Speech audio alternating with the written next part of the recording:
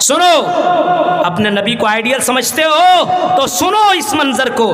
میرے نبی اتنے زیادہ بحیا تھے، اتنے زیادہ شرم و حیا کے پیکر تھے، میرے نبی اتنے زیادہ حیا والے تھے کہ اللہ کے نبی صلی اللہ علیہ وسلم کی چادر آپ کے کاندھے سے زمین کے اوپر گری اور آپ کا کندھا دکھنے لگا. نبی اکرم اتنے زیادہ شرم و حیا والے تھے، کندھے کے اوپر نظر پڑی، بے ہوش گر گئے. میرے پیارے ساتھیوں، اپنا کندھا دکھانا کسی کو گوارا نہیں کرتے تھے. آج تو لڑکے یہاں کٹ کر کے اور یہاں کٹ کر کے اور کبھی باڈی دکھا رہے ہیں، کبھی جسم دکھا رہے ہیں، اور نہ جانے کیسے کیسے ویڈیو موبائل کے اندر اور سوشل میڈیا کے اندر اپلوڈ کر کے لوگوں کو دکھا رہے ہیں. میرے بھائیوں، لقد کان لکم فی رسول اللہ اسوۃ حسنہ. جب تمہارے لیے محمد الرسول اللہ آئیڈیل ہے تو اپنے نبی کو آئیڈیل کیوں نہیں سمجھتے ہو؟ اور تم ایسا لباس کیوں تم پہنتے ہو؟ تمہارے لیے بھی تقویٰ کا لباس ہونا چاہیے. نماز پڑھتا ہے تو پیچھے سے اس کا پچھواڑا دکھ رہا ہے. یہ کون سا تمہارا لباس ہے میرے بھائیوں؟ ایسا لباس پہنو. لباس ایسا پہنتا ہے کہ پیشاب بھی صحیح سے نہیں کر پاتی، اتنا ٹائٹ پہنتا ہے کہ نہیں، اور سب چھیٹا اس کے کپڑے میں لگ جاتا. معلوم ہے قبر کے اندر جو عذاب ہوتا ہے، معلوم ہے اللہ کے نبی صلی اللہ علیہ وسلم نے فرمایا کسی بڑے گناہ کی وجہ سے عذاب نہیں ہو رہا ہے، اس کو عذاب اگر ہو رہا ہے تو پیشاب کے چھینٹے سے نہیں بچتا تھا. پیشاب کے چھینٹے. آج پیشاب کر کے وہ کپڑا اتنا ٹائٹ پہنا ہوا ہے، پیشاب کرے گا کیسے؟ کھڑا کھڑا کر رہا ہے. اور اگر کسی طرح بیٹھ رہا ہے تو اٹھتے اٹھتے کسی نہ کسی طریقے سے پیشاب کا چھینٹا اس کے کپڑے میں جانا ہی جانا ہے. میرے بھائیوں ذرا غور کرو، نبی نے فرمایا پیشاب کے چھینٹے سے بچو ورنہ قبر کے اندر عذاب تمہیں دیا جائے گا، قبر کے اندر تمہیں عذاب ہوگا. یہ اللہ کے نبی صلی اللہ علیہ وسلم فرما چکے ہیں. نبی سے محبت ہے لیکن نبی کی باتوں سے محبت نہیں ہے. ہائے رے مسلمان، کیسے مسلمان ہو؟ تقویٰ کا لباس پہنو اور اس فتنے کے دور میں بچنے کی کوشش کرو. اب اس نے فتنے کے دور سے بچنے کے لیے کیا کریں؟ آؤ مولانا ابوالکلام تمہیں اس فتنے سے بچنے کے چند طریقے سے بتا رہا ہے. اللہ کے نبی صلی اللہ علیہ وسلم نے فرمایا ایک زمانہ اتنا ہوگا، ایک زمانہ ایسا ہوگا کہ فتنے بہت زیادہ ہوں گے، لیکن ایسے فتنوں میں عبادت کرنا، العبادت فی الحرج کہجرۃ الی، ایسے فتنوں میں عبادت کرنا میری طرف ہجرت کرنے کا ثواب تمہیں ملے گا. عبادت کرنا، جب اتنے فتنے ہیں تو عبادت کرنا. زیادہ بازار میں نکلنے کی ضرورت نہیں ہے، گھر میں رہو. اب ایسا میلہ لگا ہوا تو ادھر جانے کی کیا ضرورت ہے؟ جلسے میں بیٹھ جاؤ. بچنا ہے تو نہیں بچنا جاؤ، ڈوب جاؤ، آگ میں کود جاؤ، کودو. لیکن اگر تمہیں بچنا ہے تو یہاں پہ ہمارے اس مدرسے کے لوگوں نے، یہاں کے لوگوں نے اتنا بڑا جلسہ کر دیا ہے. اب تم قرآن کی آیتیں سنو اور حدیث سنو اور اپنے ایمان کو تازہ کرتے چلے جاؤ، کیونکہ قرآن کہتا ہے وَإِذَا تُتْلَىٰ عَلَيْهِمْ آيَاتُهُ زَادَتْهُمْ ایمانا. جب قرآن کی آیتیں پڑھی جاتی تو کہ مومن کا ایمان تازہ ہوتا ہے، بڑھتا ہے. میرے بھائیوں، اگر تمہیں اپنے ان فتنوں سے اپنے آپ کو بچانا تو عبادت میں مشغول ہو جاؤ. اذان ہو تو نماز پڑھ لو، وقت ملے تو قرآن کی تلاوت کرو، وقت زیادہ ملے رات میں اٹھ کر کے تہجد کی نماز پڑھو.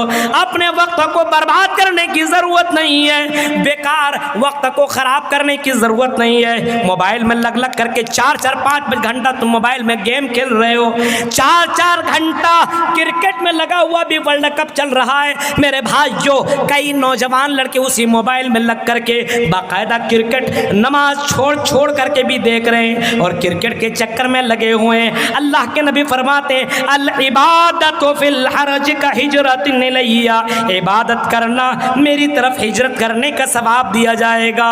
ایسے فتنے کے دور میں اگر کوئی عبادت کرتا ہے، نماز پڑھتا ہے اور دعوت کا کام کر رہا ہے، نیکی کا کام کر رہا ہے، تو اس کو اللہ کے نبی صلی اللہ علیہ وسلم کے زمانے میں جو لوگ ہجرت کرتے تھے اتنا ثواب آج کے دور میں ملے گا. کر سکتے ہیں یہ کام؟ عزم کیجیے. ہجرت کا ثواب جانتے ہیں آپ؟ آدمی اپنا گھر مکان سب کچھ چھوڑ دے اور اللہ کے لیے اس جگہ میں چلے جائے جہاں پہ اس کو عبادت کرنے کے لیے آرام ملے. ہاں، اللہ کے لیے، اللہ کے رسول کے لیے ہجرت کرے، اس کا بہت زیادہ ثواب ہے. اور اتنا ثواب ہے، قرآن میں لکھا ہے کہ مہاجرین کے لیے اللہ تعالیٰ نے فرمایا یہ جنت میں ہمیشہ ہمیشہ رہیں گے. غور کیجئے میرے بھائیوں. تو پہلا علاج عبادت کرو. عبادت کے بغیر فتنے سے نہیں بچ سکتے ہو، کیونکہ نماز، جیسے نماز دیکھیے، نماز کیسی عبادت ہے؟ ان الصلاۃ تنہی عن الفحشاء والمنکر، نماز یہ عبادت ہے، اور یہ عبادت کیسی عبادت ہے؟ یہ نماز تمہیں بے حیائی سے، برائی سے اور غلط کاموں سے تمہیں روکتی ہے۔ عبادت کر رہے ہو تو تم فتنے سے بچ رہے ہو، عبادت نہیں تو فتنے میں ڈوب گئے۔ تو میرے بھائیوں، عبادت کرو، اور اگر عبادت کرتے ہو تو تم فتنے سے بچ جاؤ گے۔ پہلا کام عبادت کرنا ہے۔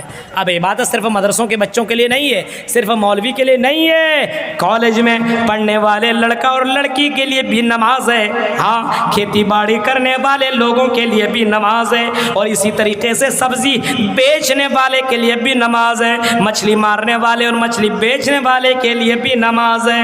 میرے بھائیوں، صرف نماز مولویوں کے لیے نہیں ہے، یہ عبادت صرف مولوی کے لیے نہیں ہے، صرف طلبہ اور طالبات کے لیے نہیں ہے، بلکہ یہ نماز سب کے لیے، یہ نماز ہر کسی کے لیے ہے۔ اگر نماز پڑھو، اگر عبادت کرو، اگر قرآن کی تلاوت کرو، تو اللہ کے نبی صلی اللہ علیہ وسلم نے فرمایا تم فتنے سے بچ جاؤ گے۔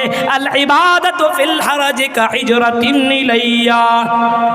اور دوسرا کام آپ کو یہ کرنا ہے اس فتنے کے دور میں، اس فتنے کے دور میں دوسرا کام کیا کرنا؟ صبر کرنا، کنٹرول پاور۔ کنٹرول پاور جانتے ہیں آپ؟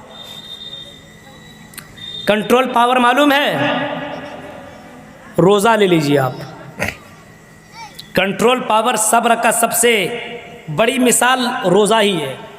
روزہ آدمی رکھتا ہے، سامنے ٹھنڈا پانی بھی ہے، روزہ ہے، پیاس بھی لگی ہے، لیکن آدمی پی نہیں رہا ہے کیونکہ کنٹرول پاور ہے، صبر ہے۔